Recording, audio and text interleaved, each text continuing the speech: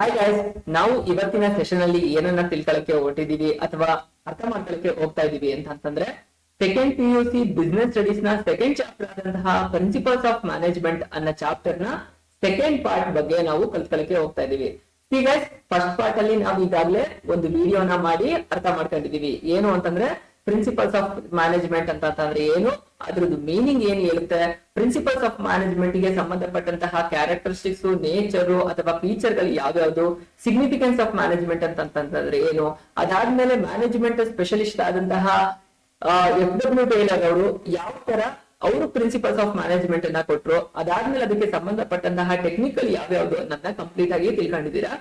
Guys, ಈಗಾಗಲೇ ನಾನು ಆ ಫಸ್ಟ್ ವಿಡಿಯೋದಲ್ಲೂ ಹೇಳಿದ್ದೀನಿ, ನಿಮ್ಗೆ ಈ ಚಾಪ್ಟರ್ ಅಂದ್ರೆ ಪ್ರಿನ್ಸಿಪಲ್ಸ್ ಆಫ್ ಮ್ಯಾನೇಜ್ಮೆಂಟ್ ಅಂತಹ ಚಾಪ್ಟರ್ ನಿಮ್ಮ ಎಕ್ಸಾಮ್ಗೆ ಮ್ಯಾಕ್ಸಿಮಮ್ ಅಂತಂದ್ರೆ 8 ಮಾರ್ಕ್ಸ್ ಬರುತ್ತೆ ಅಂತ ಅಂದ್ಬಿಟ್ಟು. ಯಾವ ತರ ಪ್ಯಾಟರ್ನ್ ಅಲ್ಲಿ ಬರುತ್ತೆ, 1 ಮಾರ್ಕ್ಸ್ ಕ್ವಶನ್ 2 ಬರುತ್ತೆ, ಅದಾದ್ಮೇಲೆ 2 ಮಾರ್ಕ್ಸ್ ಕ್ವಶನ್ಸ್ 1 ಬರುತ್ತೆ, ಅದಾದ್ಮೇಲೆ ಪಾರ್ಟ್ ಸಿ ಅಲ್ಲಿ 4 ಮಾರ್ಕ್ಸ್ ಕ್ವಶನ್ 1 ಕ್ವಶನ್ ಬರುತ್ತೆ ಅಂತ ಅಂದ್ಬಿಟ್ಟು. ಸೊ ನಿಮ್ಗೆ ಈ ಚಾಪ್ಟರ್ ಇಂದ ಮ್ಯಾಕ್ಸಿಮಮ್ 8 ಮಾರ್ಕ್ಸ್ ಗೆ ಕವರ್ ಆಗ್ತಾ ಹೋಗುತ್ತೆ.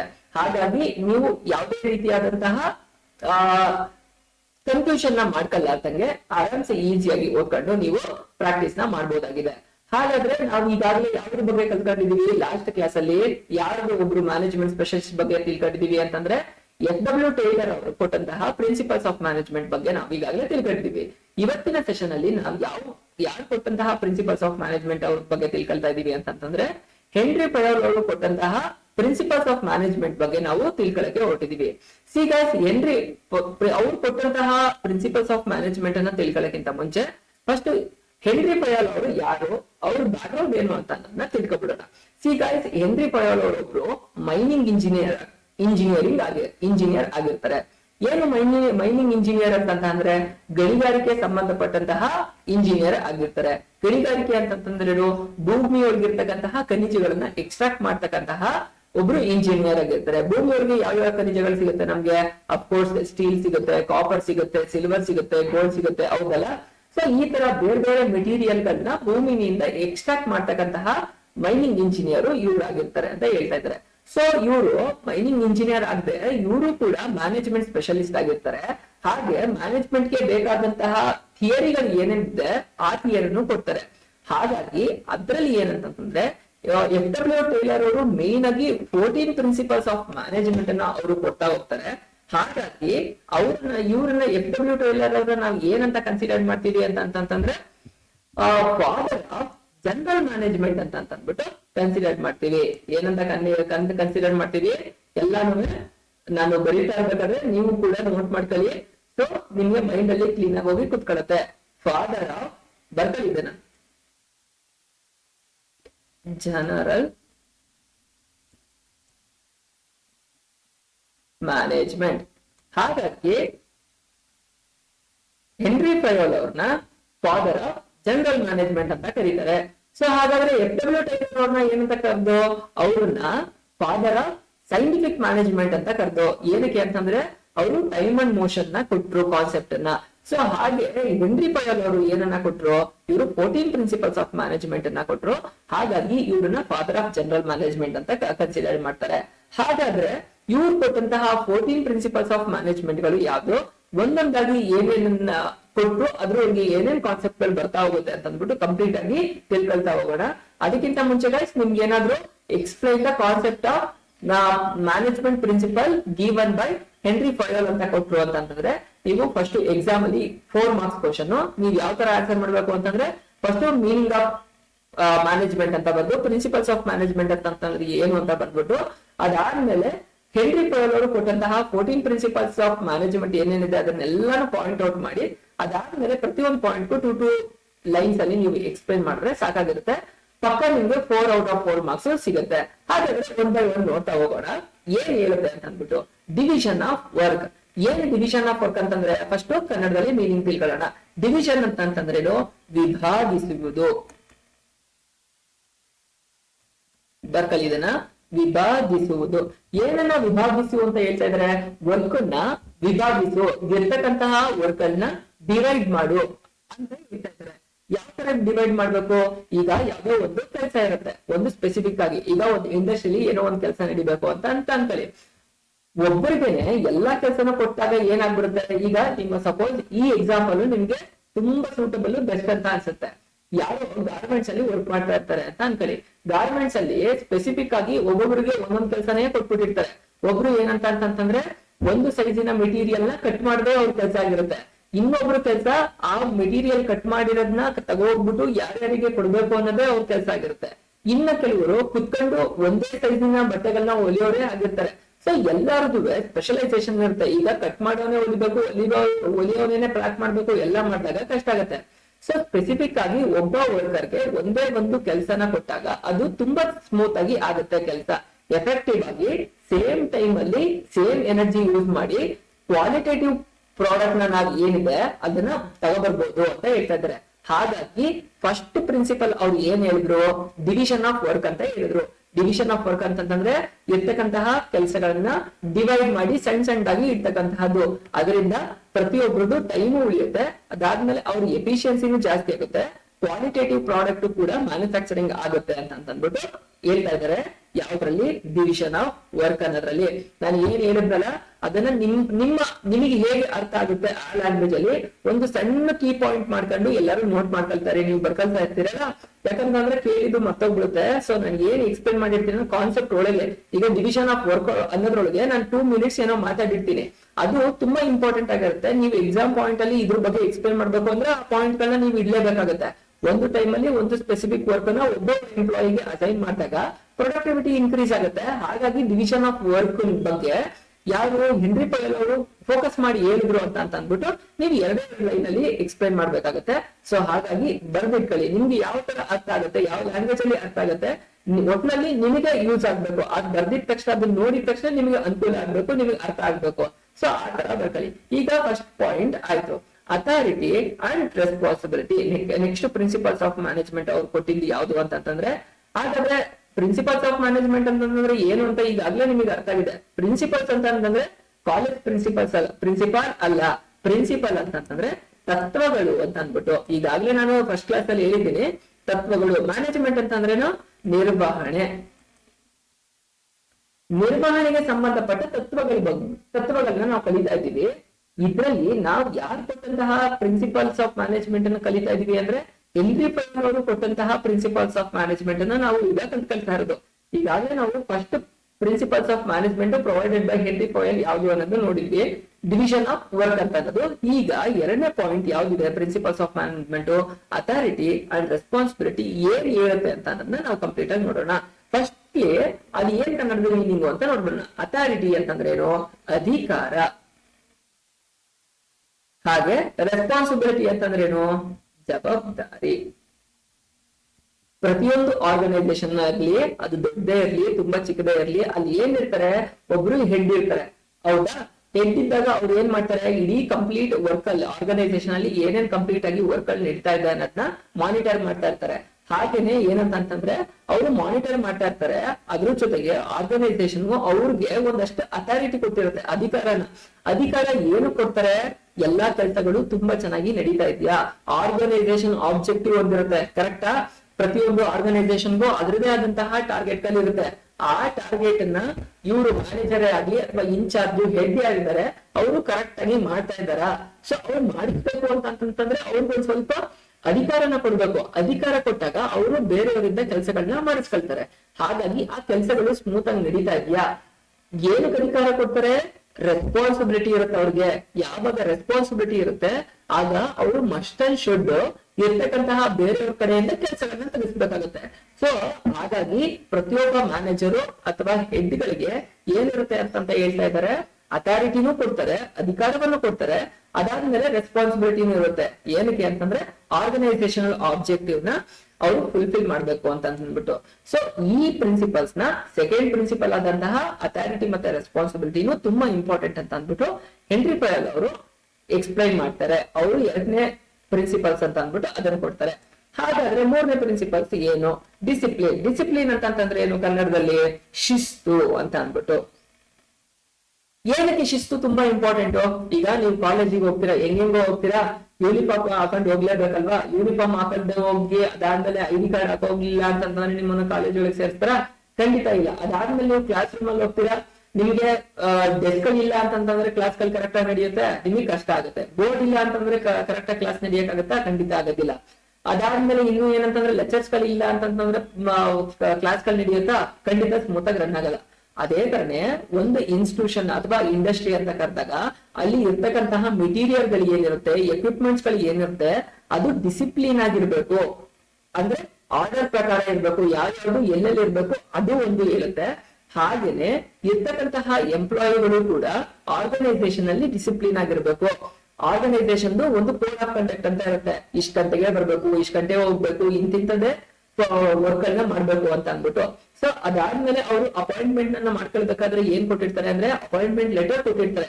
ಆ ಅಪಾಯಿಂಟ್ಮೆಂಟ್ ಲೆಟರ್ ಅಲ್ಲಿ ನೀವ್ ಇಂತಿಂತ ಕೆಲಸಗಳನ್ನ ಕಂಪ್ಲೀಟ್ ಮಾಡ್ಬೇಕು ಅಂತ ಅಂದ್ಬಿಟ್ಟು ಮೆನ್ಷನ್ ಮಾಡಿರ್ತಾರೆ. ಸೊ ಅಂತ ಕೆಲಸಗಳನ್ನ ಅವ್ರು ಕಂಪ್ಲೀಟ್ ಮಾಡ್ಬೇಕಾಗತ್ತೆ. ಸೊ ಯಾವಾಗ ಈ ತರದ ಡಿಸಿಪ್ಲಿನ್ ಇರುತ್ತೆ, ಅವ್ರ ಜವಾಬ್ದಾರಿ, ಅವ್ರಿಗೆ ಕೆಲಸ ಇರುತ್ತೆ, ಅದನ್ನ ಮಾಡ್ತಾ ಹೋಗ್ತಾರೆ. ಸೊ ಇದರಿಂದ ಆರ್ಗನೈಸೇಷನ್ ಆಬ್ಜೆಕ್ಟಿವ್ ಏನಿದೆಯಲ್ಲ ಅದು ಸ್ಮೂತ್ ಆಗಿ ಫುಲ್ಫಿಲ್ ಆಗ್ತಾ ಹೋಗುತ್ತೆ ಅಂತ ಅಂದ್ಬಿಟ್ಟು ಹೇಳ್ತಿದ್ದಾರೆ. ಸೊ ಹಾಗಾಗಿ ಹೆನ್ರಿ ಫುಲ್ಲರ್ ಅವರು ಡಿಸಿಪ್ಲಿನ್ ಅನ್ನ ಅವರ 3ನೇ ಪ್ರಿನ್ಸಿಪಲ್ಸ್ ಆಫ್ ಮ್ಯಾನೇಜ್ಮೆಂಟ್ ಅಂತ ಅಂದ್ಬಿಟ್ಟು ಅವರು ಎಕ್ಸ್ಪ್ಲೈನ್ ಮಾಡ್ತಾರೆ. ಸೊ ನಿಮಗೆ ಗೈಸ್ ಡಿವಿಷನ್ ಆಫ್ ವರ್ಕ್ ಅಂತಂದ್ರೆ ಏನು ಅಂತ ಗೊತ್ತಾಯ್ತು, ಅಥಾರಿಟಿ ಅಂಡ್ ರೆಸ್ಪಾನ್ಸಿಬಿಲಿಟಿ ಅಂತಂದ್ರೆ ಗೊತ್ತಾಯ್ತು, ಅದಾದ್ಮೇಲೆ ಡಿಸಿಪ್ಲಿನ್ ಅಂತಂದ್ರೆ ಏನು ಅನ್ನೋದು ಕಂಪ್ಲೀಟ್ ಆಗಿ ಗೊತ್ತಾಯ್ತು. ಈಗ ನೆಕ್ಸ್ಟ್ ಮಿಕ್ಕಿರ್ತಕ್ಕಂತಹ ನಾವು 10 ಏನಿದೆಯಲ್ಲ ಆ ಯಾವ್ದು ಪ್ರಿನ್ಸಿಪಲ್ಸ್ ಗಳು ಅಂತ ಅಂದ್ಬಿಟ್ಟು ಕಂಪ್ಲೀಟ್ ಆಗಿ ನೋಡ್ತಾ ಹೋಗೋಣ. ಯೂನಿಟಿ ಆಫ್ ಕಮಾಂಡ್ ಹಾಗೆ ಯೂನಿಟಿ ಆಫ್ ಡೈರೆಕ್ಷನ್. ಏನ್ ಯೂನಿಟಿ ಆಫ್ ಕಮಾಂಡ್ ಅಂತಂದ್ರೆ, ಯೂನಿಟಿ ಆಫ್ ಡೈರೆಕ್ಷನ್ ಅಂತಂದ್ರೆ ಫಸ್ಟ್ ಕನ್ನಡದಲ್ಲಿ ನೋಡೋಣ. ಯೂನಿಟಿ ಅಂತಂದ್ರೆ ಏನು? ಏಕತೆ ಅಂತ ಅಂದ್ಬಿಟ್ಟು. ಏಕತೆ. ಕಮಾಂಡ್ ಅಂತಂದ್ರೇನು? ಆಜ್ಞೆ. ಹಾಗಾದ್ರೆ ಆರ್ಗನೈಸೇಷನ್ ಅಲ್ಲಿ ಆಜ್ಞೆಗಳು ಇರ್ಬೇಕಾ? ಏನಕ್ಕೆ ಇರ್ಬೇಕು, ಯಾವ ತರ ಇರ್ಬೇಕು ಅನ್ನೋದನ್ನ ನಾವು ನೋಡ್ತಾ ಹೋಗೋಣ. ಹಾಗಾದ್ರೆ ಯೂನಿಟಿ ಆಫ್ ಕಮಾಂಡ್ ಅಂತ ಆಜ್ಞೆ ಬಗ್ಗೆ ನಾವು ನೋಡೋಣ. ಹಾಗಾದ್ರೆ ಇನ್ನೂ ಒಂದು ವರ್ಡ್ ಇದೆ, ಯೂನಿಟಿ ಆಫ್ ಡೈರೆಕ್ಷನ್ ಅಂತ ಅಂದ್ಬಿಟ್ಟು. ಏನು? ಏಕತೆ ಯಾವ್ದು ಬೇಕು? ಇಲ್ಲಿ ಆಜ್ಞೆ ಬಗ್ಗೆ ಹೇಳ್ತಾ ಇರ್ತಾರೆ. ನೆಕ್ಸ್ಟ್ ಯಾವ್ದು ಇಲ್ಲಿ ಡೈರೆಕ್ಷನ್ ಅಂತ ಹೇಳ್ತಾ ಇದ್ದಾರೆ. ಡೈರೆಕ್ಷನ್ ಅಂತಂದ್ರೆ ನಿರ್ದೇಶನ. ಆಜ್ಞೆ ಬಗ್ಗೆನೂ ಹೇಳ್ತಾ ಇದಾರೆ, ನಿರ್ದೇಶನದ ಬಗ್ಗೆನೂ ಹೇಳ್ತಾ ಇದಾರೆ. ಯಾವ ಪಾಯಿಂಟ್ ಯಾವ್ದ್ರ ಮೇಲೆ ಫೋಕಸ್ ಮಾಡುತ್ತೆ ಅಂತ ಅಂದ್ಬಿಟ್ಟು ಹೇಳ್ತಾರೆ ನೋಡಿ ಇಲ್ಲಿ. ಯೂನಿಟಿ ಆಫ್ ಕಮಾಂಡ್ ಅಂತ ಅನ್ನೋದು ಮೇನ್ ಆಗಿ ಒಬ್ಬ ಅಥಾರಿಟೇರಿಯನ್ ಪರ್ಸನ್ ಇರ್ತಾನೆ, ಅಂದ್ರೆ ಅವನಿಗೆ ಪವರ್ ನ ಕೊಟ್ಟಿರ್ತಾನೆ. ಆತನ ಅಂಡರ್ ಅಲ್ಲಿ ಒಬ್ಬ ವರ್ಕರ್ ಇರ್ತಾನೆ. ಆತ ಏನ್ ಮಾಡ್ತಾನೆ ಅಂತಂದ್ರೆ ಒಬ್ರಿಗೆ ಅಂದ್ರೆ ಹೆಡ್ ಇರ್ತಕ್ಕಂಥವನು ಅವನ ಅಂಡರ್ ಅಲ್ಲಿ ಇರ್ತಕ್ಕಂಥವನ್ಗೆ ನೀನ್ ಇಂತಿಂತ ಕೆಲಸಗಳನ್ನ ಮಾಡ್ಬೇಕು ಅಂತ ಅಂದ್ಬಿಟ್ಟು ಕಮಾಂಡ್ ಮಾಡ್ತಾನೆ, ಆಜ್ಞೆ ಮಾಡ್ತಾನೆ, ನೀನ್ ಇಂತಿಂತ ಕೆಲಸಗಳನ್ನ ಮಾಡ್ಬೇಕು. ಇದು ಒಬ್ಬ ಹೆಡ್ ಇರ್ತಾನೆ, ಅವನ ಅಂಡರ್ ಅಲ್ಲಿ ಬರ್ತಕ್ಕಂತಹ ಸಬಾರ್ಡಿನೇಟ್ ಏನಿರ್ತಾನೆ ಅವ್ನು ಹೇಗ್ ಇರ್ತಾನೆ ಅದನ್ನ ಕೇಳ್ಕೊಂಡು ಆ ಟಾರ್ಗೆಟ್ ಪ್ರಕಾರ ಹೋಗ್ಬೇಕಾಗತ್ತೆ ಅಂತ ಹೇಳ್ತಾ ಇದ್ದಾರೆ. ಹಾಗಾದ್ರೆ ಯೂನಿಟಿ ಆಫ್ ಡೈರೆಕ್ಷನ್ ಇಲ್ಲಿ ಒಬ್ಬ ಹೆಡ್ಗೆ ಒಬ್ಬ ಎಂಪ್ಲಾಯಿ ಇದ್ದ. ಹಾಗಾದ್ರೆ ಡೈರೆಕ್ಷನ್ ನಿರ್ದೇಶನ ಎಲ್ಲಿ ಬರುತ್ತೆ? ಆಜ್ಞೆ ಒಂದು ವ್ಯಕ್ತಿ ಇದ್ದ ಕಡೆ ಆಯ್ತು. ಆದ್ರೆ ತುಂಬಾ ಜನ ಗ್ರೂಪ್ ಆಫ್ ಎಂಪ್ಲಾಯೀಸ್ ಇದ್ದಾಗ ಅದಾಗತ್ತಾ? ಖಂಡಿತ ಆಗಂಗಿಲ್ಲ. ಯೂನಿಟಿ ಆಫ್ ಡೈರೆಕ್ಷನ್ ಯಾವಾಗ ಬರುತ್ತೆ ಅಂತಂತಂದ್ರೆ ಒಂದು ಗ್ರೂಪ್ ಇದ್ದಾಗ ಒಬ್ಬ ಹೆಡ್ ಇರ್ತಾನೆ, ಆತ ಎಲ್ಲರ ಜೊತೆನೂ ಕೋಆರ್ಡಿನೇಟ್ ಮಾಡ್ಕೊಂಡು ಒಂದು ಫ್ಲೋ ಒಳಗೆ ಕರ್ಕೊಂಡು ಹೋಗ್ಬೇಕಾಗುತ್ತೆ. ಅದನ್ನ ಯೂನಿಟಿ ಆಫ್ ಡೈರೆಕ್ಷನ್ ಅಂತ ಕರೀತಾರೆ. So unity of command unity of direction ಇರ್ತಕ್ಕಂತಹ ಸ್ಮಾಲ್ ಡಿಫರೆನ್ಸಸ್ ಗಳನ್ನ ನಿಮ್ಗೆ 2 ಮಾರ್ಕ್ಸ್ ಅಲ್ಲಿ ಎಕ್ಸ್ಪ್ಲೈನ್ ಮಾಡಿ ಅಂತ ಕೇಳಿದ್ರೆ ಈ ತರ ಬರಿಬೇಕಾಗುತ್ತೆ. ನೋಡಿ ಇಲ್ಲಿ ಅದ್ರದ್ದು ಮೀನಿಂಗ್ ಏನ್ ಹೇಳುತ್ತೆ ಅಂತ ಅಂದ್ಬಿಟ್ಟು ನೋಡೋಣ. One subordinate should receive order from and should be responsible to only one supervisor. ಒಬ್ಬ ಸಬಾರ್ಡಿನೇಟರ್ಗೆ, ಸಬಾರ್ಡಿನೇಟ್ ಅಂತಂದ್ರೆ ಕೆಳಗಡೆ ಇರ್ತಕ್ಕಂತಹ ಎಂಪ್ಲಾಯಿ, ಅವನ್ ಮೇಲ್ಗಡೆ ಯಾರಿರ್ತಾರೆ? ಸುಪೀರಿಯರ್ ಇರ್ತಾರೆ. ಈ ಸಬಾರ್ಡಿನೇಟ್ ಸುಪೀರಿಯರ್ಗೆ ರೆಸ್ಪಾನ್ಸಿಬಲ್ ಆಗಿರ್ತಾನೆ.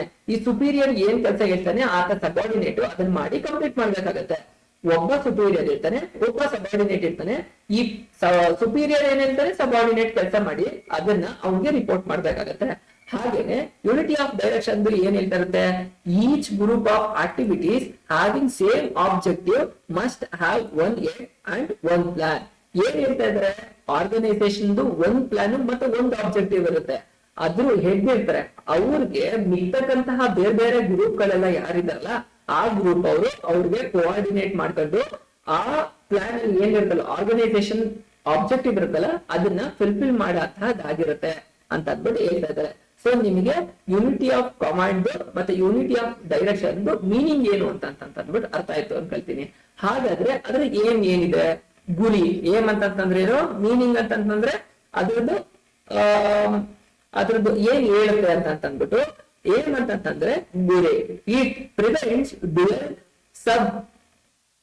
ಸಬಾರ್ಡಿನೇಷನ್. ಏನ್ ಹೇಳ್ತಾ ಇದ್ದಾರೆ, ಈಗ ಒಬ್ಬ ಯಾರಿದ್ದ ಸಬಾರ್ಡಿನೇಟ್ ಇದ್ದ, ಒಬ್ಬ ಎಂಪ್ಲಾಯಿ ಲೋವರ್ ಲೆವೆಲ್ ಅಲ್ಲಿ ಇದ್ದ, ಓಕೆನಾ, ಆಪರೇಷನ್ ಲೆವೆಲ್ ಅಲ್ಲಿ ಇದ್ದ. ಅವನು ಹೆಡ್ ಸುಪೀರಿಯರ್ ಇಬ್ರು 3 ಜನ ಇದ್ದಾಗ ಏನಾಗುತ್ತೆ, ಇಬ್ರು 3 ಜನನು ಒಬ್ಬನಿಗೆನೆ ಫೋಕಸ್ ಮಾಡಿ ಕೆಲಸ ಹೇಳ್ತಾ ಇರ್ತಾರೆ. ಒಬ್ನಿಗೆ ಕೆಲಸ ಹೇಳಿದಾಗ 3 ಜನದ ಕೆಲಸನು at a time same time ನಡೆಯಕ್ಕಾಗತ್ತಾ? ಖಂಡಿತ ಆಗೋದಿಲ್ಲ. ಅವಾಗ ಏನಾಗುತ್ತೆ, ಅವಾಗ ಕನ್ಫ್ಯೂಷನ್ಸ್ ಗಳು ಸ್ಟಾರ್ಟ್ ಆಗುತ್ತೆ. ಕನ್ಫ್ಯೂಷನ್ ಇರ್ಲಿ, ಮೋರವರ್ ಏನಾಗುತ್ತೆ, ಪ್ರೊಡಕ್ಟಿವ್ ಆಗಿ ಕೆಲಸಗಳು ನಡೆಯಂಗಿಲ್ಲ. ಹಾಗಾಗಿ ಇಲ್ಲಿ ಏನಾಗುತ್ತೆ, ಒಬ್ಬ ಸುಪೀರಿಯರ್ಗೆ ಒಬ್ಬನೇ ಒಬ್ಬ ಸಬಾರ್ಡಿನೇಟ್, ಒಬ್ಬ ಸುಪೀರಿಯರ್ಗೆ ಒಬ್ಬನೇ ಒಬ್ಬ ಸಬಾರ್ಡಿನೇಟ್ ಇತ್ತು ಅಂತಂದ್ರೆ ತುಂಬಾ ಸ್ಮೂತ್ ಆಗಿ ಈ ಕೆಲಸಗಳು ನಡೆಯುತ್ತೆ. ಕನ್ಫ್ಯೂಷನ್ ಇರಲ್ಲ, ಕ್ಲಾರಿಟಿ ಇರುತ್ತೆ. ಸುಪೀರಿಯರ್ ಏನ್ ಹೇಳ್ತಾನೆ ಅದೇನೇನೆ ಕೆಲಸನ ಸಬಾರ್ಡಿನೇಟ್ ಮಾಡ್ಕೊಂಡು ಆರಾಮ್ಸೆ ಹೋಗ್ತಿರ್ತಾನೆ ಅಂತ ಹೇಳ್ತಾ ಇದಾರೆ. ಹಾಗಾದ್ರೆ ಯೂನಿಟಿ ಆಫ್ ಡೈರೆಕ್ಷನ್ ಅಲ್ಲಿ ಹೇಗಿದೆ, it prevent overlapping of activity. ಏನಾಗ್ತದೆ ಹೇಳ್ತಾ ಇದಾರೆ, ಈಗ ನೋಡಿ, ಒಬ್ಬ ಹೆಡ್ ಇರ್ತಾನೆ, ಬೇರೆ ಬೇರೆ ಟೀಮ್ ಗಳೆಲ್ಲ ಇರ್ತದೆ, ಪ್ರತಿಯೊಂದು ಟೀಮ್ಗೂ ಬೇರೆ ಬೇರೆ ಕೆಲಸಗಳು ಇರುತ್ತೆ. ಈಗ ಏನಾಗುತ್ತೆ, ಒಬ್ಬ ಹೆಡ್ ಪ್ರತಿಯೊಂದು ಟೀಮ್ಗೆ ಆ ಕೆಲಸ ಕೊಟ್ಟಾಗ ಆ ಕೆಲಸಗಳನ್ನ ಮಾಡ್ತಾ ಹೋಗ್ತಾರೆ. ಅದೇನೆ ಜಾಸ್ತಿ ಜನ ಹೆಡ್ ಇತ್ತು ಅಂತಂದಾಗ ಏನಾಗುತ್ತೆ, ಪ್ರತಿಯೊಬ್ಬರಿಗೂ ಬೇರೆ ಬೇರೆ, ಈಗ ಏನಾಗುತ್ತೆ, ಒಬ್ರು ಹೆಡ್ ಎಲ್ಲರಿಗೂ ಹೇಳ್ಬಿಟ್ರು ನೀನ್ ಇಂತಿಂತ ಕೆಲಸ ಮಾಡಿ ಅಂತ, ಇವರೇ ಇಬ್ರಿತ್ತು ಅಂತಂದ್ರೆ ಇವ್ರಿಗೆ ಎಲ್ಲ ಕ್ಲಬ್ ಆಗೋಗ್ಬಿಡುತ್ತೆ. ಅವಾಗ ಏನಾಗುತ್ತೆ, ಅವ್ರ ಪ್ರೊಡಕ್ಟಿವಿಟಿ ಇನ್ಕ್ರೀಸ್ ಆಗಂಗಿಲ್ಲ. ಮೋರ್ ಓವರ್ ಕನ್ಫ್ಯೂಷನ್ಸ್ ಗಳು ಜಾಸ್ತಿ ಆಗ್ತಾ ಹೋಗುತ್ತೆ.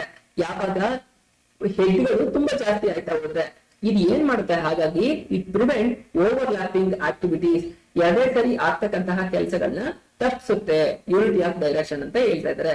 ಆ ಇಂಪ್ಲಿಫಿಕೇಶನ್ ಏನಿದೆ, ಇದರಿಂದ ಏನ್ ಇಂಪ್ಯಾಕ್ಟ್ ಆಗುತ್ತೆ ಅಂತ ಅನ್ನೋದನ್ನ ಹೇಳ್ತಾ ಇದ್ದಾರೆ. It effect on individual employee.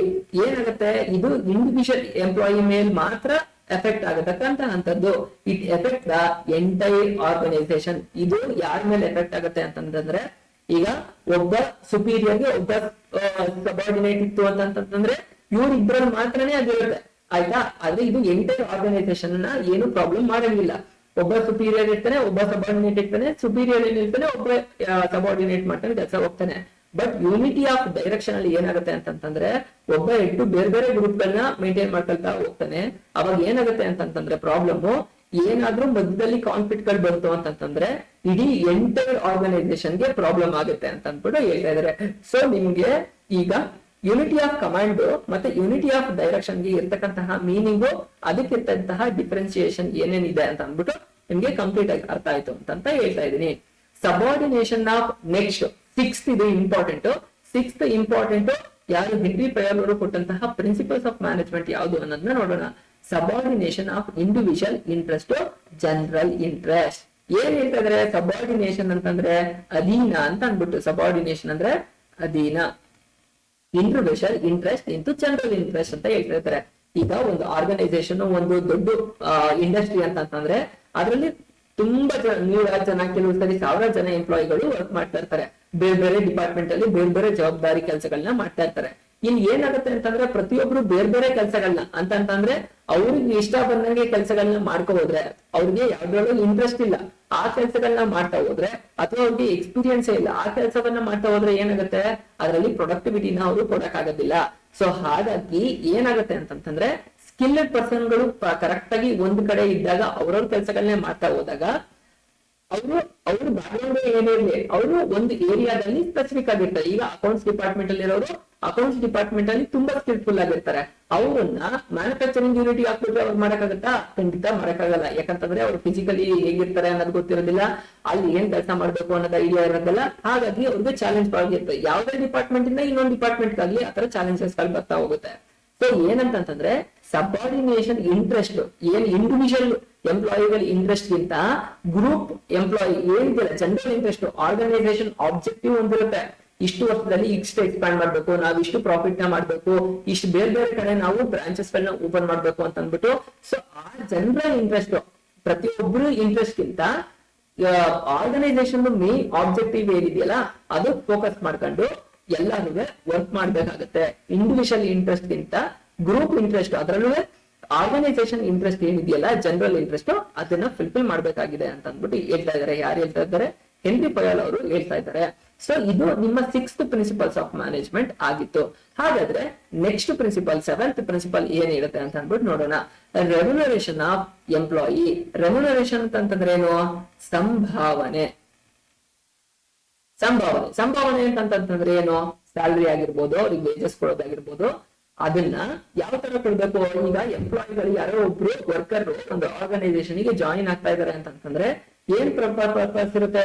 ಅವರು ಫಸ್ಟ್ ಅವ್ರಿಗೆ ಬೇಸಿಕ್ ನೀಡ್, ನನ್ಗೆ ಅವ್ರಿಗೆ ಒಂದು ಸಂಬಳ ಬರುತ್ತೆ ಅಂತ ಅಂದ್ಬಿಟ್ಟು ತಾನೆ. ಈಗ ಫ್ರೀಯಾಗಿ ಏನಕ್ ಮಾಡ್ತಾರೆ? ಅವ್ರಿಗೆ ಬ್ಯಾಕ್ ಗ್ರೌಂಡ್ ಇರುತ್ತೆ, ಅವ್ರಿಗೆ ಮನೆಗಳನ್ನ ನೋಡ್ಕೊಳ್ಬೇಕಾಗುತ್ತೆ, ಅವ್ರದೇ ಆದಂತಹ ಫೈನಾನ್ಷಿಯಲ್ ಕಮಿಟ್ಮೆಂಟ್ ಗಳು ಇರುತ್ತೆ, ಅವರು ಸೇವಿಂಗ್ಸ್ ಮಾಡ್ಬೇಕಾಗುತ್ತೆ, ಅವರು ಫ್ಯೂಚರ್ಗೆ ಯೋಚನೆ ಮಾಡಬೇಕಾಗುತ್ತೆ ತಾನೆ. ಸೊ ಆ ಇಂಟೆನ್ಷನ್ ಅವ್ರು ಏನ್ ಮಾಡಿರ್ತಾರೆ ಅಂತಂದ್ರೆ ಅವರು ಒಂದು ಎಂಪ್ಲಾಯ್ಮೆಂಟ್ ಗೆ ಜಾಯಿನ್ ಆಗಿರ್ತಾರೆ, ಒಂದ್ ಕೆಲ್ಸಕ್ಕೆ ಸೇರ್ಕೊಂಡಿರ್ತಾರೆ. ಅಲ್ಲೇನಂತಂದ್ರೆ ಈಗ ಯಾವುದೇ ಒಂದು ಎಂಪ್ಲಾಯಿ ಇರ್ತಾರೆ. ಈಗ ನಿಮ್ಮ ಗ್ರೌಂಡ್ ರಿಯಾಲಿಟಿಯಲ್ಲೇ ಒಂದು ಎಕ್ಸಾಂಪಲ್ ಕೊಡ್ತಾ ಹೋಗೋಣ.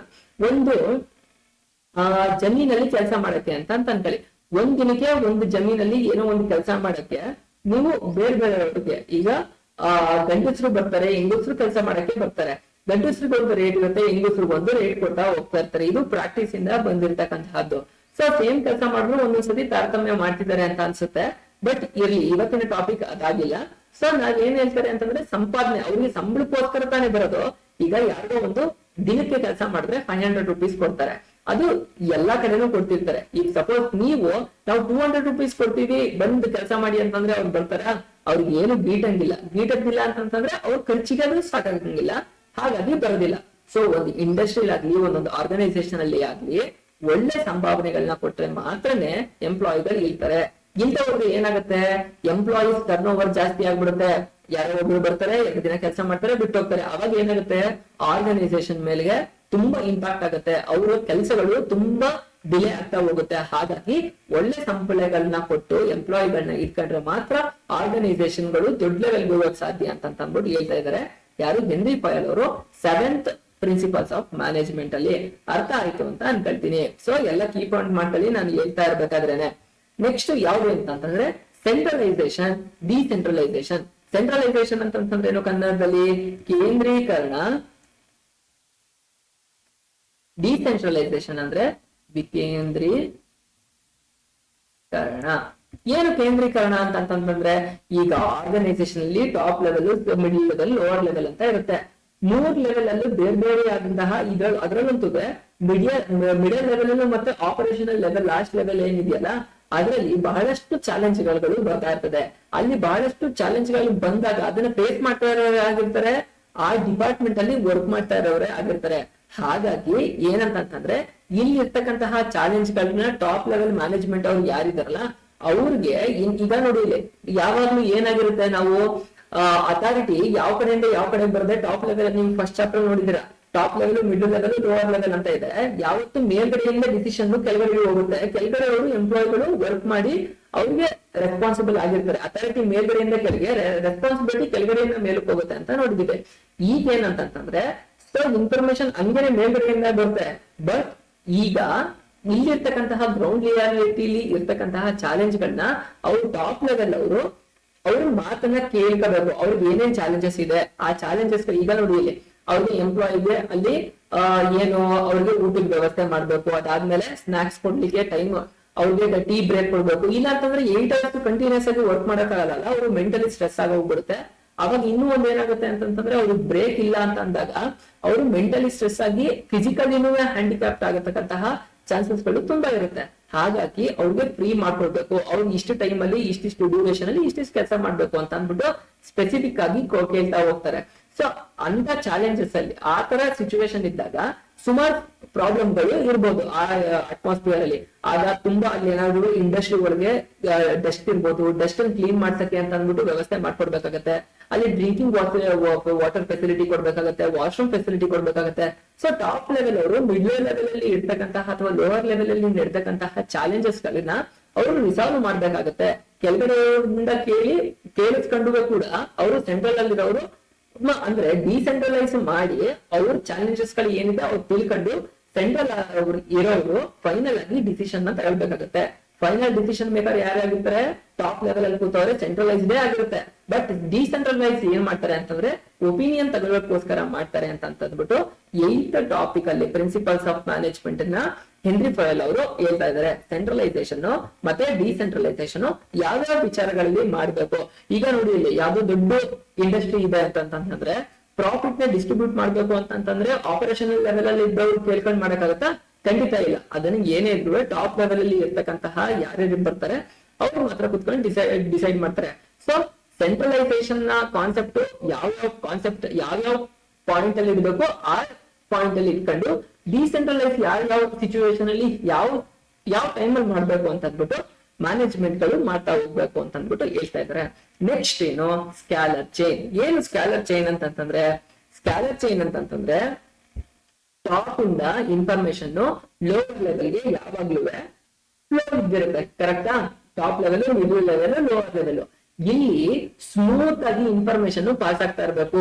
ಯಾವುದೇ ರೀತಿಯಾದಂತಹ ಡಿಲೇ ಆಗ್ತಾ ಇರ್ಬೋದು. ಈಗ ಏನೋ ಒಂದು ಚಾಲೆಂಜಸ್ ಗಳು ಫೇಸ್ ಆಗ್ತಿದೆ ಅಂತಂದ್ರೆ ಅದನ್ನ ಬೇಗ ರಿಸಾಲ್ವ್ ಮಾಡಿದಷ್ಟು ಬೇಗ ಎಫೆಕ್ಟಿವ್ ಆಗಿ ಪ್ರೊಡಕ್ಷನ್ ನಡೀತಾ ಇರುತ್ತೆ. ಕರೆಕ್ಟಾ? ಅದು ಡಿಲೇ ಆಗಕ್ ಹೋಗೋದಿಲ್ಲ. ಬಟ್ ಏನಾದ್ರೂ ಡಿಲೇ ಆಯ್ತು ಅಂತಂದ ತಕ್ಷಣ ಏನಾಗುತ್ತೆ, ಒಂದ್ ಡಿಪಾರ್ಟ್ಮೆಂಟ್ ಗೆ ಮತ್ತೊಂದ್ ಡಿಪಾರ್ಟ್ಮೆಂಟ್ ಗೆ ಇಂಟರ್ಲಿಕ್ ಇತ್ತು ಅಂತಂದ್ರೆ ಯಾವ್ದೋ ಒಂದ್ ಡಿಪಾರ್ಟ್ಮೆಂಟ್ ಕೆಲಸ ನಿಂತೋಯ್ತು ಅಂದ್ರೆ ನಿಂತಿದ್ ಎಷ್ಟೇ 10 ಡಿಪಾರ್ಟ್ಮೆಂಟ್ ಇದ್ರು ಅಲ್ಲಿ ಕೆಲಸಗಳು ನಿಂತೋಗ್ಬಿಡುತ್ತೆ. ಹಾಗಾಗಿ ಸ್ಕ್ಯಾಲರ್ ಚೈನ್ ಅಂತಂದ್ರೆ ಏನ್ ಮಾತಾಡ್ತಿದೆ ಅಂತಂದ್ರೆ ಮೇಲ್ಗಡೆಯಿಂದ ಡಿಸಿಷನ್ಗಳು ಏನ್ ಪ್ರೋಸೆಸ್ ಬೇಕು. ಇವತ್ತು ಇಂಥ ಸೆಟ್ ಆಫ್ ಒಂದು ಆರ್ಗನೈಸೇಷನ್ ಇದೆ, ಅದು ನಾನು ಆಗ್ಲೇ ಹೇಳ್ದಂಗೆ ಎಕ್ಸಾಂಪಲ್ಗಳು ಒಂದು ಬಟ್ಟೆ ತಯಾರಿಸ್ತಕ್ಕಂತಹದ್ದು ಅದಕ್ಕೆ ಆಯ್ತು ಅಂತಂದ್ರೆ ಇವತ್ತು ಇಂಥ ಪ್ರಾಡಕ್ಟ್ ನ ಮ್ಯಾನುಫ್ಯಾಕ್ಚರಿಂಗ್ ಮಾಡ್ಬೇಕು ಅಂತ ಅಂದ್ಬಿಟ್ಟು ಟಾಪ್ ಲೆವೆಲ್ ಅಲ್ಲಿ ಕೂತ ಹೇಳಿದ್ರೆ ಮಿಕ್ಕಿದ ಮಿಡಲ್ ಲೆವೆಲ್ ಅವರು ಮತ್ತೆ ಲೋ ಆಪರೇಷನಲ್ ಲೆವೆಲ್ ಅವರು ಅವ್ರ ಡಿಸಿಷನ್ ಯಾವ್ದಿದೆ ಅಂತ ಅಂದ್ಬಿಟ್ಟು ಮಾರ್ಕೆಟ್ ಅಲ್ಲಿ ಡಿಮ್ಯಾಂಡ್ ಯಾವ್ದಿದೆ ಅಂತ ಅವ್ರಿಗೆ ಗೊತ್ತಿರುತ್ತೆ. ಅವ್ರು ಹೇಳಿದ ಪ್ರಕಾರ ಮಾಡ್ತಾರೆ. ಅವ್ರು ಹೇಳಿದ್ರೆ ಏನಾಗುತ್ತೆ, ಇಲ್ಲಿ ಡಿಸಿಷನ್ ಮೇಕಿಂಗ್ ಕಷ್ಟ ಆಗುತ್ತೆ. ಯಾವ್ದು ಬೇಕಾಗಿರುತ್ತೆ ಅಂತ ಅಂದ್ಬಿಟ್ಟು ಇಲ್ಲಿ ಗೊತ್ತಿರಲ್ಲ. ಇಲ್ಲಿ ಗೊತ್ತಿರೋರು ಏನು, ಇಲ್ಲಿ ಸ್ಪೆಷಲೈಸ್ ಆಗಿರ್ತಾರೆ, ಅವ್ರ ಕೆಲಸಗಳನ್ನ ತುಂಬಾ ಚೆನ್ನಾಗಿ ಮಾಡ್ತಿರ್ತಾರೆ. ಬಟ್ ಬೇಕಾಗಿರ್ತಕ್ಕಂತಹ ಇನ್ಫಾರ್ಮೇಶನ್ ಮ್ಯಾನೇಜ್ಮೆಂಟ್ ಅಲ್ಲಿ ಯಾರು ಇರ್ತಾರೆ ಸೊ ಅವ್ರಿಗೆ ಹೇಳ್ಬೇಕಾಗುತ್ತೆ. ಸೊ ಅಲ್ಲಿಂದ ಇನ್ಫಾರ್ಮೇಶನ್ ಬಂತು ಅಂತಂದ್ರೆ ಇವರು ಸ್ಮೂತ್ ಆಗಿ ವರ್ಕ್ ಮಾಡ್ಕೊಳಕ್ ಹೋಗಕ್ಕೆ ಸಾಧ್ಯ ಆಗುತ್ತೆ. ಸ್ಕ್ಯಾಲರ್ ಚೈನ್ ಅಂತಂದ್ರೆ ಒಂದು ಡಿಪಾರ್ಟ್ಮೆಂಟ್ ಇಂದ ಒಂದು ಮೇಲ್ಗಡೆಯಿಂದ ಕೆಳಗಡೆ ತನಕ ಏನಿದೆಯಲ್ಲ ಅದು ಸ್ಮೂತ್ ಆಗಿರ್ಬೇಕು ಅಂತ ಅಂದ್ಬಿಟ್ಟು ಹೇಳ್ತಾ ಇರ್ತಾರೆ. ಹಾಗೆ ಇದರಲ್ಲಿ ಇನ್ನೊಂದು ಗ್ಯಾಂಗ್ ಪ್ಲಾಂಕ್ ಅಂತ ಅಂದ್ಬಿಟ್ಟು ಕಾನ್ಸೆಪ್ಟ್ ಬರುತ್ತೆ. ಇದು ತುಂಬಾ ಇಂಪಾರ್ಟೆಂಟ್. ಇದು ನಿಮಗೆ 2 marks ಗೆ ಕೇಳ್ತಕ್ಕಂತಹ ಚಾನ್ಸ್ ಇರುತ್ತೆ. ಗ್ಯಾಂಗ್ ಪ್ಲಾಂಕ್ ಏನು ಗ್ಯಾಂಗ್ ಪ್ಲಾಂಕ್ ಅಂತಂದ್ರೆ ಇಫ್ ಸಪೋಸ್ ಈಗ ಸುಮಾರು ಡಿಪಾರ್ಟ್ಮೆಂಟ್ ಗಳು ಇರ್ತಾ ಹೋಗುತ್ತೆ. ಈಗ ನಮ್ಗೆ ಏನಂತ ಗೊತ್ತಾಯ್ತು, ನಲ್ಲಿ ಮೇಲ್ಗಡೆಯಿಂದ ಡಿಸಿಷನ್ ಮೇಕಿಂಗ್ ಕೆಳಗಡೆ ಬರ್ಬೇಕು ಅಂತ ಅಂದ್ಬಿಟ್ಟು ಹೇಳ್ತಾ ಇದೀವಿ. ಬಟ್ ಈ ಸ್ಕ್ಯಾಲರ್ ಚೈನ್ ಅಲ್ಲಿ ಗ್ಯಾಂಗ್ ಪ್ಲಾಂಕ್ ಅಂತ ಏನಿದೆಯಲ್ಲ, ಈ ಗ್ಯಾಂಗ್ ಪ್ಲಾಂಕ್ ಅಂತ ಅನ್ನೋದನ್ನ ನಾವ್ ಯಾವ ಟೈಮ್ ಅಲ್ಲಿ ಯೂಸ್ ಮಾಡ್ಬೋದು ಅಂತಂದ್ರೆ ಯಾವ್ದಾದ್ರು ಟೈಮ್ ಅಲ್ಲಿ ತುಂಬಾ ಎಮರ್ಜೆನ್ಸಿ ಬಂತು ಅಂತಂದಾಗ ಮೇಲ್ಗಡೆ ಟಾಪ್ ಲೆವೆಲ್ ಅವ್ರದ್ದು ಡಿಸಿಷನ್ ನ ಕೇಳೋ ತನಕ ಅವರಿಂದ ಬರ್ಬೇಕು ಅನ್ನೋ ತನಕನೂ ಕಾಯ್ತಕ್ಕಂತಹ ನೆಸೆಸಿಟಿ ಇರೋದಿಲ್ಲ. ಇಫ್ ಸಪೋಸ್ ಇಂಡಸ್ಟ್ರಿಯಲ್ಲಿ ಏನೋ ಒಂದು ಕೆಲಸ ನಡೀತಾ ಇರುತ್ತೆ, ಅಲ್ಲಿ ಏನೋ ಒಂದು ಇನ್ಸಿಡೆಂಟ್ ನಡೆದೋಗ್ಬಿಡುತ್ತೆ ಅಂತಂದ್ರೆ ಆಕ್ಸಿಡೆಂಟ್ ಆಗೋದು ಮತ್ತೊಂದೇನಾದ್ರು ಆಗೋಗ್ಬಿಡುತ್ತೆ. ಆಗ ಸಡನ್ ಆಗಿ ಅಲ್ಲಿರ್ತಕ್ಕಂತಹ ಯಾರು ಹೆಡ್ ಇರ್ತಾರಲ್ಲ, ಮಿಡಲ್ ಲೆವೆಲ್ ಅಲ್ಲೇ ಇರ್ಲಿ ಅಥವಾ ಆಪರೇಷನ್ ಲೆವೆಲ್ ಇರ್ಲಿ, ಅದ್ರಲ್ಲಿ ಯಾರು ಇರ್ತಾರೆ ಅವ್ರು ಡಿಸಿಷನ್ ಮೇಕಿಂಗ್ ತಗೊಬಿಟ್ಟು ಅದನ್ನ ಪ್ರೋಸೆಸ್ ಮಾಡ್ತಾರೆ. ಅಂತಂದ್ರೆ ಅವ್ರನ್ನ ಒಂದು ಆಂಬುಲೆನ್ಸ್ ಕರ್ಸ್ಬಿಟ್ಟು ಕರ್ಸ್ಕೊಳ್ಳೋದಾಗಿರ್ಬೋದು. ಅದನ್ನ ಮತ್ತೆ ಟಾಪ್ ಲೆವೆಲ್ ತಿಳಿಸಿ ಅವರಿಂದ ಬರಕ್ಕಿಂತ ಯಾವಾಗ ಎಮರ್ಜೆನ್ಸಿ ಇರುತ್ತೆ ಆ ಟೈಮಲ್ಲೇ ಡಿಸಿಷನ್ ನ ತಗೊಂಡ್ಬಿಟ್ಟು ಅಲ್ಲಿಗೆ ಪ್ರಾಬ್ಲಮ್ ನ ರಿಸಾಲ್ವ್ ಮಾಡೋ ಅಂತದ್ದೇ ಆಗಿರ್ಬೋದು. ಆ ತರದ್ದು ಆಗಿರುತ್ತೆ ಅಂತ ಹೇಳ್ತಾ ಇದ್ದಾರೆ. ಗ್ಯಾಂಗ್ ಪ್ಲಾಂಕ್ ಅಂತಂದ್ರೆ ಎಮರ್ಜೆನ್ಸಿಲಿ ತಗೊಳ್ತಕ್ಕಂತಹ ಡಿಸಿಷನ್ ಆಗಿರುತ್ತೆ. ಇದು ಏನ್ ಅವಾಯ್ಡ್ ಮಾಡುತ್ತೆ ಅಂತಂದ್ರೆ ಈಗೇನ್ ಫ್ಲೋ ಮೇಲ್ಗಡೆಯಿಂದ ಬರ್ಬೇಕು ಅನ್ನೋದನ್ನ ಅವಾಯ್ಡ್ ಮಾಡುತ್ತೆ. ಏನಕ್ಕೆ ಅವಾಯ್ಡ್ ಮಾಡುತ್ತೆ ಅಂತಂದ್ರೆ ಎಮರ್ಜೆನ್ಸಿ ಇರುತ್ತೆ ಹಾಗಾಗಿ ಅಂತ ಅಂದ್ಬಿಟ್ಟು ಈ ಗ್ಯಾಂಗ್ ಪ್ಲಾಂಕ್ ಅಲ್ಲಿ ಹೇಳ್ತಾ ಇದ್ದಾರೆ. ಸೊ ನಿಮ್ಗೆ ಸ್ಕ್ಯಾಲರ್ ಚೈನ್ ಅಂತಂದ್ರೆ ಏನು, ಮೇಲ್ಗಡೆಯಿಂದ ಯಾವ ತರ ಲೋವರ್ ಲೆವೆಲ್ಗೆ ಡಿಪಾರ್ಟ್ಮೆಂಟ್ ಗೆ ಇನ್ಫಾರ್ಮೇಶನ್ ಪ್ರೋಸೆಸ್ ಆಗ್ತು, ಗ್ಯಾಂಗ್ ಪ್ಲಾಂಕ್ ಅಲ್ಲಿ ಹೇಗೆ ಮಧ್ಯದಲ್ಲಿ ಬರ್ತಕ್ಕಂತಹ ಎಮರ್ಜೆನ್ಸಿ ಟೈಮ್ ಅಲ್ಲಿ ಯಾವ ತರ ಡಿಸಿಷನ್ ತಗೊಳ್ಬಹುದು ಅಂದ್ಬಿಟ್ಟು ನಿಮಗೆ ಕಂಪ್ಲೀಟ್ ಆಗಿ ಗೊತ್ತಾಯ್ತು ಅಂತ ಅಂದ್ಬಿಟ್ಟು ನಾನು ತಿಳ್ಕೊಳ್ತೀನಿ. Next order. ಆರ್ಡರ್ ಅಂತಂದ್ರೆ ಏನು ಹೇಳಿರ್ತೀರಾ? ಆರ್ಡರ್ ಆರ್ಡರ್ ಆರ್ಡರ್ ಅಂತ ಅಂದ್ಬಿಟ್ಟು ಆ ಆರ್ಡರ್ ಅಲ್ಲ. ಯಾವ ಆರ್ಡರ್ ಬಗ್ಗೆ ಇವರು ಹೇಳ್ತಾ ಇದ್ದಾರೆ ಅಂತಂದ್ರೆ ಕನ್ನಡದಲ್ಲಿ ನೋಡ್ಬಿಡೋಣ. ಫಸ್ಟ್ ವ್ಯವಸ್ಥಿತವಾಗಿರ್ಬೇಕು ಅಂತ ಹೇಳ್ತಾ ಇದಾರೆ. ಏನೇನು ವ್ಯವಸ್ಥಿತವಾಗಿರ್ಬೇಕು ಅಂತಂದ್ರೆ ನೋಡಿ, ಒಂದು ಆರ್ಗನೈಸೇಷನ್ ಅಂತಂದಾಗ ಎಲ್ಲ ಯೂನಿಟ್ಗಳು ಒಂದು ಡಿಪಾರ್ಟ್ಮೆಂಟ್ ಇಂದ ಒಂದು ಡಿಪಾರ್ಟ್ಮೆಂಟ್ ಗೆ ಯಾವ ತರ ಪ್ರೋಸೆಸ್ ಆಗ್ಬೇಕು ಅದೇ ಆರ್ಡರ್ ಪ್ರಕಾರನೇ ಇರ್ಬೇಕು. ಈಗ ಆಫೀಸ್ ರೂಮ್ ಅಲ್ಲಿ ಆಫೀಸ್ ಯಾವ ಸಿಚುವೇಶನ್ ಅಲ್ಲಿ ಇದೆ ಅಲ್ಲಿ ಇಂಡಸ್ಟ್ರಿನ ಮಾಡಿ ಅಲ್ಲಿ ಮೆಷಿನರಿ ಇಟ್ರೆ ಅವಾಗ ಏನಾಗುತ್ತೆ, ಆಫೀಸ್ ಅಲ್ಲಿ ವರ್ಕ್ ಮಾಡ್ತಕ್ಕಂತಹ ಕೆಲಸಗಳಿಗೆ ಟೆನ್ಷನ್ ಬೀರುತ್ತೆ, ಅಲ್ಲಿ ಸ್ಮೂತ್ ಆಗಿ ಕೆಲಸಗಳು ಹೋಗಲ್ಲ. ಇಂಡಸ್ಟ್ರಿ ಒಳಗೆ ಏನೋ ಕೆಲಸ ನಡೀತದೆ, ಇಂಡಸ್ಟ್ರಿ ಪಕ್ಕನೇ ಅಕೌಂಟ್ಸ್ ಡಿಪಾರ್ಟ್ಮೆಂಟ್ ಅವರು ಅಥವಾ ಯಾವ್ದಾದ್ರು ಮಾರ್ಕೆಟಿಂಗ್ ಡಿಪಾರ್ಟ್ಮೆಂಟ್ ಅವ್ರಿಗೆ ಇಟ್ರೆ ಏನಾಗುತ್ತೆ, ಆವಾಗ ಅವ್ರಿಗೆ ಕಷ್ಟ ಆಗುತ್ತೆ. ಏನಕ್ಕೆ ಅಂತಂದ್ರೆ ಇಲ್ಲಿ ಇಂಡಸ್ಟ್ರಿ ಒಳಗೆ ತುಂಬಾ ಕೆಲಸಗಳು ನಡೀತಾ ಇರುತ್ತೆ, ಮಿಷನರಿಗಳು ಸೌಂಡ್ ಮಾಡ್ತಾ ಇರುತ್ತೆ. ಸೊ ಅವಾಗ ಅವ್ರಿಗೆ ಸ್ಮೂತ್ ಆಗಿ ಕೆಲಸ ಮಾಡ್ಲಿಕ್ಕೆ ಆಗಂಗಿಲ್ಲ. ಹಂಗಾಗಿ ಒಂದು ಆರ್ಗನೈಸೇಷನ್ ಅಂತಂತಂದ್ರೆ ಅಲ್ಲಿ ಇರ್ತಕ್ಕಂತಹ ಮಿಷನರಿಗಳೇ ಆಗಿರ್ಬೋದು, ಡಿಪಾರ್ಟ್ಮೆಂಟ್ ಗಳೇ ಆಗಿರ್ಬೋದು, ಯಾವುದೇ ಆಗಿರ್ಲಿ ಅದು ಆರ್ಡರ್ ಪ್ರಕಾರ ಇರಬೇಕು, ವ್ಯವಸ್ಥಿತವಾಗಿರ್ಬೇಕು. ಅದೇ ತರನೇ ಪ್ರೋಸೆಸ್ ಪ್ರಕಾರ ಒಂದಾದ್ಮೇಲೆ ಇನ್ನೊಂದು, ಇನ್ನೊಂದಾದ್ಮೇಲೆ ಇನ್ನೊಂದು ಚೈನ್ ಲಿಂಕ್ ತರ ನಡ್ಕೊಂಡು ಹೋಗ್ಬೇಕು. ಇಲ್ಲ ಅಂತಂದ್ರೆ ಕಷ್ಟ ಆಗುತ್ತೆ. ಎಲ್ಲವೂ ಪ್ರೊಸೀಜರ್ ಪ್ರಕಾರ ವ್ಯವಸ್ಥಿತವಾಗಿ ನಡಿಬೇಕು ಅಂತಂದ್ಬಿಟ್ಟು the 10th principles of management Henri Fayol ಅವರು ಕೊಟ್ಟಂತಹದ್ದು ಎಕ್ಸ್ಪ್ಲೈನ್ ಮಾಡುತ್ತೆ. ಹಾಗಾದ್ರೆ ನೆಕ್ಸ್ಟ್ ನೋಡೋಣ, ಈಕ್ವಿಟಿ. ಏನ್ ಈಕ್ವಿಟಿ ಅಂತಂತಂದ್ರೆ ಕನ್ನಡದಲ್ಲಿ ಸಮಾನತೆ. ಸಮಾನತೆ ಅಥವಾ ನ್ಯಾಯ, ಎಲ್ಲ ಯಾವ ತರ ಬೇಕಾದ್ರು ಅಂತ ಅನ್ಬೋದು. ನ್ಯಾಯ ಆಗಿರ್ಬೋದು, ನೀತಿ ಆಗಿರ್ಬೋದು, ಕೆಲವು ಸಲ ಧರ್ಮ ಅಂತನೋ ಅಂತ ಅಂತಾರೆ. ಓಕೆ, ಅಂತ ನಿಮಗ್ ಬಿಟ್ಟಿದ್ದು. ಸೊ ಈಕ್ವಿಟಿ ಅಂತಂತಂದ್ರೆ ಇಲ್ಲಿ ಒಂದೊಂದು ಆರ್ಗನೈಸೇಷನ್ ಗಳಲ್ಲಿ ಬೇರೆ ಬೇರೆ ಡಿಪಾರ್ಟ್ಮೆಂಟ್ ಅಲ್ಲಿ ಬೇರೆ ಬೇರೆ ತರದ ಬ್ಯಾಕ್ ಗ್ರೌಂಡ್ ಅವರು ವರ್ಕ್ ಮಾಡ್ತಾ ಇರ್ತಾರೆ. ಬೇರೆ ಬೇರೆ ಕ್ಯಾಸ್ಟ್ ಇರ್ಬೋದು, ಬೇರೆ ರಿಲಿಜನ್ ಇರ್ಬೋದು, ಬೇರೆ ನ್ಯಾಷನಾಲಿಟಿ ಆಗಿರ್ಬೋದು, ಬೇರೆ ಕ್ರೀಡ್ ಆಗಿರ್ಬೋದು, ಏನು ಜಾತಿ, ಧರ್ಮ, ಮತ್ತೆ ಏನು ಕ್ರೀಡ್ ಆಗಿರ್ಬೋದು, ಮತ, ಪಂಥ, ಪಂಗಡ ಯಾವುದೇ ಆಗಿರ್ಬೋದು. ಸೊ ಯಾವ ದೇಶದವರೇ ಆಗಿರ್ಬೋದು, ಬೇರೆ ಬೇರೆ ಕಂಟ್ರಿ ಅವರೇ ಆಗಿರ್ಬೋದು, ಯಾವುದೇ ರೀತಿಯಾದಂತಹ ತಾರತಮ್ಯ ಇಲ್ಲದೆ ಎಲ್ಲರಿಗೂ ಕೂಡ ಈಕ್ವಲ್ ಆಪರ್ಚುನಿಟಿ ಇರುತ್ತೆ. ಎಲ್ಲರೂ ಕೂಡ ಅವ್ರವ್ರ ಕೆಲಸಗಳನ್ನ ಮಾಡ್ಕೊ ಹೋಗ್ಬೇಕಾಗಿದೆ. ಯಾರು ತಾರತಮ್ಯ ಮಾಡ್ಲಾರ್ದಂಗೆ ಎಲ್ಲರೂ ಸಮಾನತೆಯಿಂದ, ಇದು ಸಮಾನತೆಯಿಂದ ಎಲ್ಲರೂ ಒಂದು ಆರ್ಗನೈಸೇಷನ್ ಅಲ್ಲಿ ಸಮಾನರು, ಯಾರಿಗೂ ಹೆಚ್ಚು ಅಥವಾ ಯಾರು ಕಡಿಮೆ ಇಲ್ಲ, ಅವ್ರವ್ರ ಕೆಲಸಗಳನ್ನ ಅವ್ರವ್ರು ಮಾಡ್ಕೊಂಡು ಹೋಗ್ಬೇಕಾಗತ್ತೆ ಅಂತ ಅಂದ್ಬಿಟ್ಟು ಈಕ್ವಿಟಿ ಹೇಳ್ತಾ ಇದೆ ಅಂತ ಅಂದ್ಬಿಟ್ಟು 11th ಕಾನ್ಸೆಪ್ಟ್ ಅಲ್ಲಿ ಹೇಳ್ತಾ ಇದಾರೆ. ನೆಕ್ಸ್ಟ್ 12th ಏನ್ ಹೇಳ್ತಿದ್ರೆ ಸ್ಟೆಬಿಲಿಟಿ ಆಫ್ ಪರ್ಸೋನೆಲ್ ಅಂತ ಹೇಳ್ತಾ ಇದಾರೆ. ಅರ್ಥ ಮಾಡ್ಕೊಳ್ಳಿ, PERSONNEL. ಸ್ಟೆಬಿಲಿಟಿ ಅಂತಂದ್ರೆ ಏನು?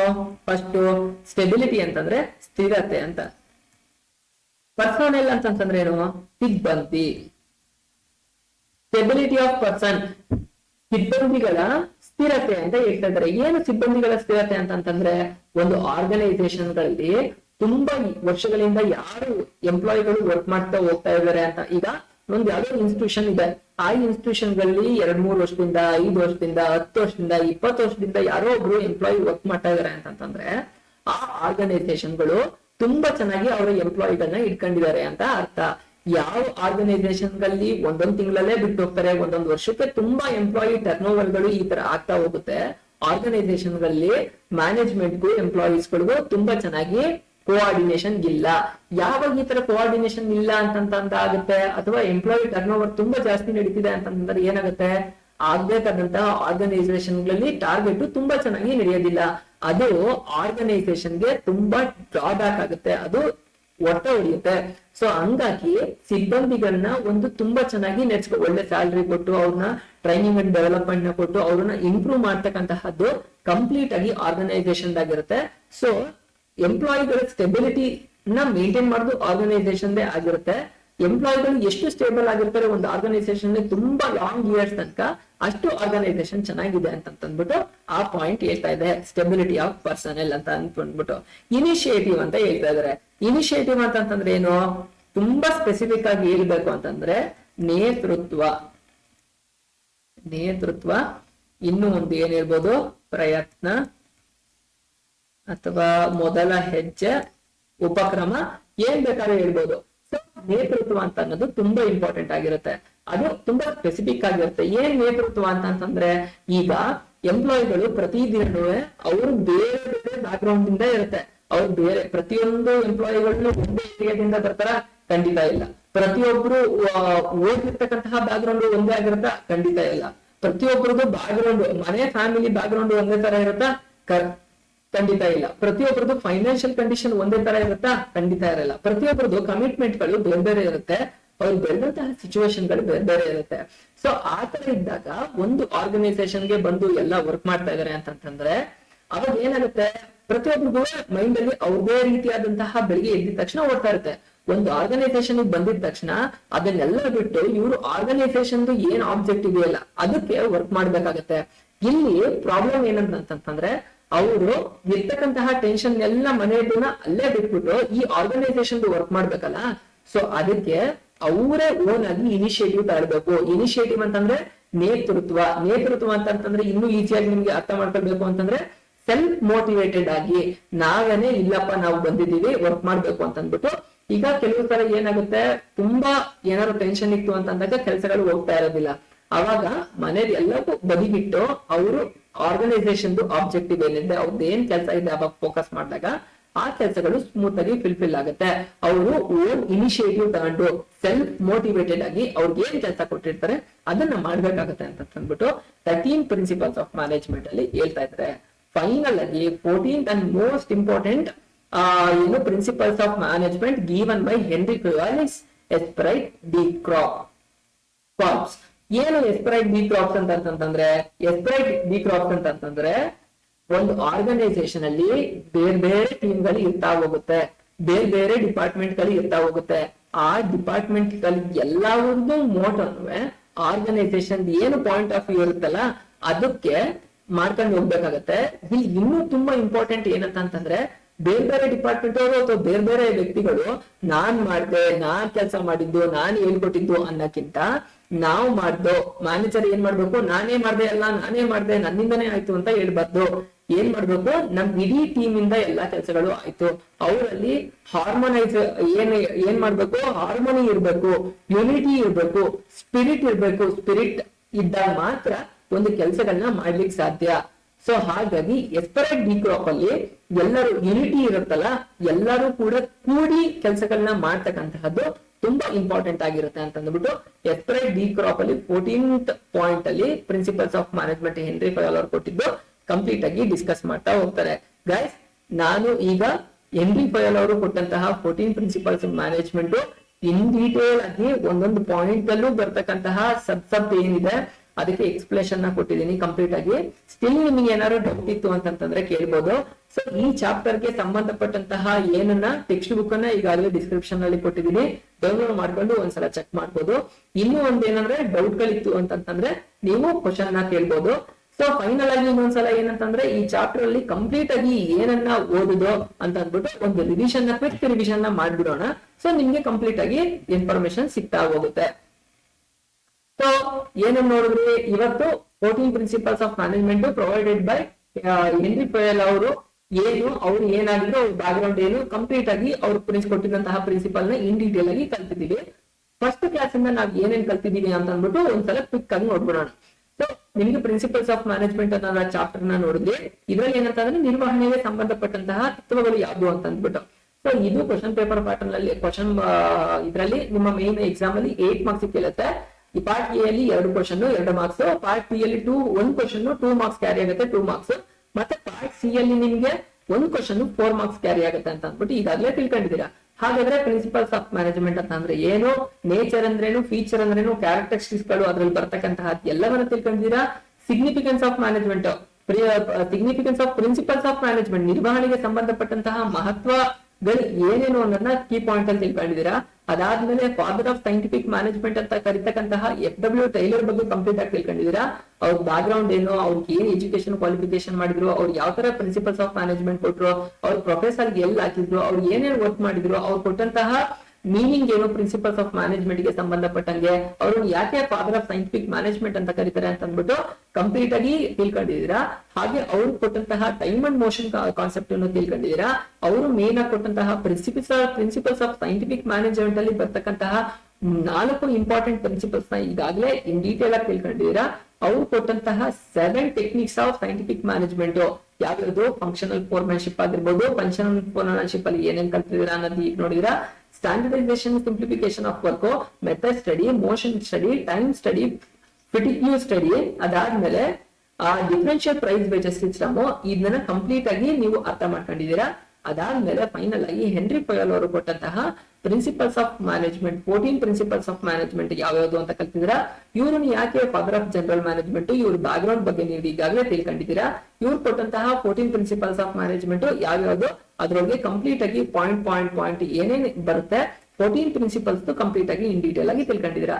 ಯಾವ್ಯಾವ್ದು ಅಂತ ಒಂದ್ಸಲ ನೋಡ್ಬಿಡೋಣ. Division of work, authority and responsibility, discipline, unity of command, unity of direction, subordination of individual interest into general interest, remuneration of employees, centralization and decentralization, scalar change, order, equity, stability of personnel, initiative, separate, decrops. ಇಷ್ಟೊಂದು concept ಅನ್ನ ನೀವು complete ಆಗಿ ಈಗಾಗಲೇ ಅರ್ಥ ಮಾಡ್ಕೊಂಡಿದ್ದೀರಾ. ಇನ್ನು ನಿಮ್ಗೆ ಏನಾದ್ರು ಡೌಟ್ ಇತ್ತು ಅಂತಂದ್ರೆ ಕೇಳ್ಬೋದು, ಕಮೆಂಟ್ ಮಾಡಿ ಕೇಳಿ, ನಾನು ಕ್ಲಾರಿಫಿಕೇಶನ್ ಕೊಡ್ತೀನಿ. ಸೊ ಇಲ್ಲಿಗೆ ನಿಮ್ಮ second chapter principles of management complete ಆಯ್ತು. ನೆಕ್ಸ್ಟ್ ಚಾಪ್ಟರ್ ಅಲ್ಲಿ ಸಿಗ್ತಾ ಹೋಗೋಣ. ನಿಮ್ಗೆ ಟೆಸ್ಟ್ ಪೋರ್ಷನ್ ಗಳು ಕವರ್ ಆಗ್ತಾ ಇರುತ್ತೆ. ಈಗಾಗಲೇ ಕಂಪ್ಲೀಟ್ ಆಗಿ ನೀವು ಅರ್ಥ ಮಾಡ್ಕೊಳ್ತಾ ಇದ್ದೀರಾ ಅಂತ ಅನ್ಕೊಳ್ತೀನಿ. ಇವೆಲ್ಲ ನೀವು ಟೆಸ್ಟ್ ಬೈ ಇಂಪಾರ್ಟೆಂಟ್, ಕ್ಲೀನ್ ಆಗಿ ಅರ್ಥ ಮಾಡ್ಕೊಳ್ತಾ ಹೋಗಿ. ನೆಕ್ಸ್ಟ್ ಚಾಪ್ಟರ್ ಅಲ್ಲಿ ಮತ್ತೆ ನೆಕ್ಸ್ಟ್ ವಿಡಿಯೋಗಳಲ್ಲಿ ಸಿಗ್ತಾ ಹೋಗೋಣ.